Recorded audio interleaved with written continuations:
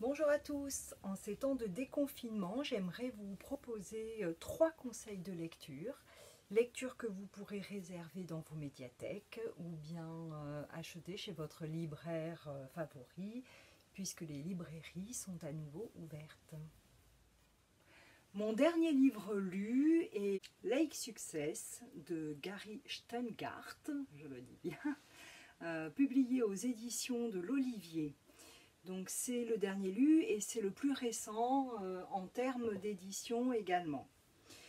Donc Gary Shteyngart est un écrivain new-yorkais, enfin américain, qui est né à Saint-Pétersbourg, mais qui habite en Amérique depuis l'âge de 6 ans. Il a un regard et un style assez drôle, caustique et même assez corrosif sur l'Amérique et sur le monde. Et sous une apparente légèreté comme ça, eh bien, il va aborder des thèmes très actuels et qui secouent l'Amérique et le monde, ou le monde et l'Amérique. Donc on rencontre Barry Cohen, le personnage principal de ce livre, dès la première ligne du livre. Donc Barry Cohen, l'homme aux 2,4 milliards de dollars d'actifs sous gestion, et oui, il gère un fonds spéculatif qu'il a appelé l'envers du décor, tout un programme.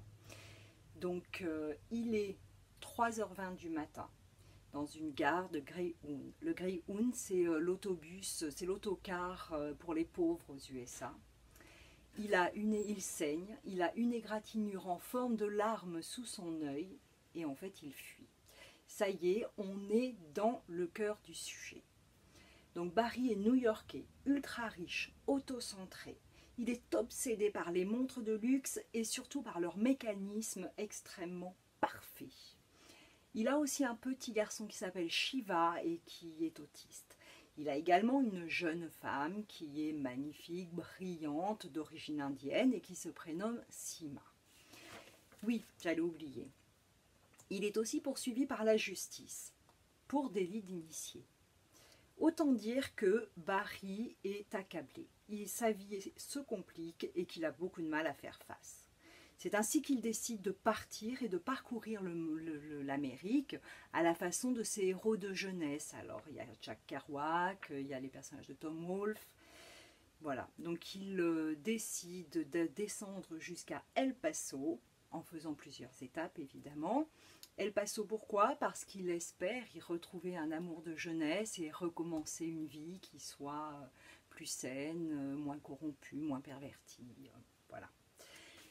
Du coup, à travers ce voyage, au cours de ce voyage, il va faire des rencontres et il va surtout découvrir une autre Amérique, une Amérique des pauvres, des marginaux, des déclassés. Et il va nous faire découvrir également une Amérique complètement déboussolée. Ce que j'aime dans ce livre, c'est vraiment... en fait, Barry est un personnage qui est déjanté, loufoque, insupportable de médiocrité quand même, mais Gary Shteyngart réussit à nous le faire aimer. Il en devient extrêmement attachant. J'aime aussi que à chaque page, chaque paragraphe, on est à la fois envie de rire, envie de pleurer, on est touché à chaque fois et par des émotions qui sont tout à fait vraies. Et, voilà. Ce que j'aime aussi, c'est l'alternance de récits, de voix, entre les deux personnages du couple. Donc on a Barry qui raconte son histoire, en alternance avec Sima qui raconte la sienne, et puis celle aussi de son petit garçon autiste et comment il se débrouille avec le monde. Voilà, on est aussi à la veille de l'élection de Donald Trump et pour moi c'est un livre sur l'Amérique et sur la nouvelle ère. Voilà, en prime, on a une recette de cuisine indienne et ça c'est pas mal aussi. Alors j'ai choisi de vous présenter une lecture qui annonce l'été, une lecture de farniente, une enquête feel good et bien écrite. Donc il s'agit de l'une des enquêtes d'Aurel le Consul, c'est Les 3 femmes du Consul de Jean-Christophe Ruffin, publié aux éditions Flammarion. Alors il faut savoir que Jean-Christophe Rufin, en plus d'être l'auteur que nous connaissons tous et que j'aime particulièrement, a été également ambassadeur et médecin. Il dit lui-même, Monsieur Rufin, de son personnage, Aurel, qu'il est proche de lui puisqu'il porte un regard sur le monde qui le concerne complètement. Donc dans cette série, on peut déjà l'appeler une série parce que c'est déjà la deuxième enquête d'Aurel. Et j'espère bien qu'il y en aura d'autres à lire. Donc on retrouve un personnage récurrent qui est l'enquêteur, Aurel Timescu. Ce personnage est d'origine roumaine, il est absolument atypique. Il a un look extrêmement particulier, décalé, très personnel, et il change sans cesse d'affectation professionnelle tout simplement parce que personne ne veut de lui. C'est un boulet professionnel apparemment. Sauf que Aurel a un flair infaillible et il adore défendre les injustices. C'est donc à Maputo, au Mozambique, qu'il atterrit cette fois-ci. Il loge dans un hôtel qui s'appelle l'hôtel des Camaroès. C'est l'hôtel d'un expatrié qui s'appelle Robert Bellio. Expatrié plutôt tendance vieux colonialiste, plutôt colérique, alcoolique, sympathique mais quand même. Donc tant et si bien qu'on va le retrouver mort. Alors il y a pas mal de suspects, dont évidemment ces 3 femmes. Mais pas que, il y a aussi beaucoup d'amis trafiquants en tout genre, parce qu'en fait il se passait quand même beaucoup de choses à cet hôtel. Aurel, donc armé de son flair infaillible, va déjouer les injustices et trouver, nous l'espérons, le coupable. Donc ce que j'aime moi dans ce livre, vraiment dans ces enquêtes légères mais quand même pas tant, c'est d'abord le personnage d'enquêteur qui est entre Hercule Poirot et Colombo, qui est surtout un personnage à la marge, qui croit en la justice, qui est plein d'humanité et du coup il est rassurant. C'est divertissant ces enquêtes, mais pas gratuit. Jean-Christophe Rufin, au détour de ses histoires, dénonce des fonctionnements qui sont pas très normaux et pas très corrects, liés à la partie du monde dans laquelle se passe l'enquête. Ensuite, j'aime le style extrêmement fluide et c'est une lecture extrêmement agréable et on a envie de se mettre sur le bord de la piscine et de lire son roman comme ça pour passer le week-end. Ce conseil de lecture est un roman publié en 2017 chez Albin Michel et ça avait été pour moi un véritable envoûtement. Donc il s'agit de Cox ou la course du temps de Christoph Ransmayr.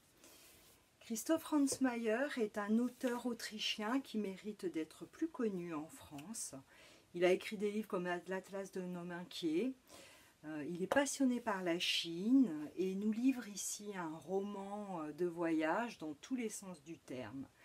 Il nous plonge dans la Chine du XVIIIe siècle, en pleine dynastie Qing. Il met en scène en fait la rencontre imaginaire d'un horloger maître des automates, on est au XVIIIe siècle, londonien Alistair Cox, brisé par la perte de son enfant, et d'un empereur, seigneur des 10 000 ans, Qianlong. Alistair Cox et ses compagnons traversent les mers jusqu'à Pékin. Ils accostent en Chine le jour où l'empereur fait couper le nez à 27 fonctionnaires des impôts. Les artisans sont venus à l'invitation de cet empereur dans le but de concevoir 3 horloges. Mais le défi est à la fois extrêmement dangereux et immense. En effet, ces horloges doivent exprimer le temps subjectif, variable. Car en effet, le temps ne passe pas de la même façon selon que l'on est un enfant ou un condamné à mort. Alistair Cox va alors déployer des trésors d'ingéniosité pour créer des procédés inventifs afin de satisfaire le maître du temps qu'est l'empereur aux 41 épouses, ainsi que notre curiosité. Ce que j'aime particulièrement dans ce livre, c'est apprendre un millier de choses à propos de la Chine ancestrale. C'est traverser les murs de la cité interdite et avoir un aperçu des codes et des coutumes de l'époque. Des robes somptueuses sont décrites. C'est cette langue de Christoph Ransmayr qui est magnifique. C'est extrêmement poétique, onirique, intime. C'est une langue qui rend extrêmement bien la mesure du temps, de la vie, des temps immémoriaux qui s'étirent jusqu'aux nôtres. C'est de notre rapport au temps dont il s'agit aussi. C'est un régal. Et bien voilà, j'espère que ces 3 romans, donc L'ex-Success, Coq sous la course du temps et Les 3 femmes du consul, vous plairont autant qu'à moi, vous transporteront autant que ce qu'ils ont pu me transporter, qu'ils se révéleront être de bons conseils de lecture et surtout vous feront passer de bons moments à vous aussi. Au revoir!